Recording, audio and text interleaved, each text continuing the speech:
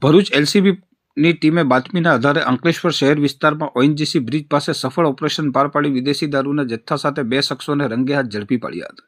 Police સૂત્રો પાસેથી મળતી માહિતી મુજબ એલસીબીના જવાન જોગેન્દ્રદાન ભૂપતદાન અને તેમની ટીમ પેટ્રોલિંગમાં હતી ત્યારે 22/1/2026ના રોજ બપોરના સમયે સરગમ કોમ્પ્લેક્સ સામે રોડ પર શંકાસ્પદ મોટરસાયકલને અટકાવી તલાશી લેતા તેમાંથી ભારતીય બનાવટના વિદેશી દારૂની બોટલો તથા બિયર ટીન નંગ 60 મળી આવ્યા હતા. પોલીસે સ્થળ પરથી ક્રિસ કલ્પેશભાઈ પટેલ રહેવાસી બિલ્લીમોરા નવસારી અને મેહુલભાઈ મોહનભાઈ ચૌહાણ રહેવાસી અંકલેશ્વરની અટકાયત કરી હતી. તપાસ દરમિયાન 28,000ની કિંમતનો દારૂ, 10,000ની કિંમતના 2 મોબાઈલ ફોન અને 40,000ની કિંમતનું મોટરસાયકલ મળી કુલ 78,000નો મુદ્દામાલ જપ્ત કરવામાં આવ્યો હતો. પકડાયેલ શખ્સોની પૂછપરછમાં ખુલાસો થયો હતો કે આ જથ્થો બિલ્લીમોરાના રેખાબેન પટેલે ભરી આપ્યો હતો અને તે અંકલેશ્વરની લક્ષ્મીબેન વસાવાને પહોંચાડવાનો હતો, જેથી પોલીસે આ બંને મહિલાઓને વોન્ટેડ જાહેર કરી એલસીબી પોલીસે તમામ આરોપીઓ વિરુદ્ધ પ્રોહિબિશન એક્ટ હેઠળ ગુનો નોંધી આગળની વધુ તપાસ હાથ ધરી છે.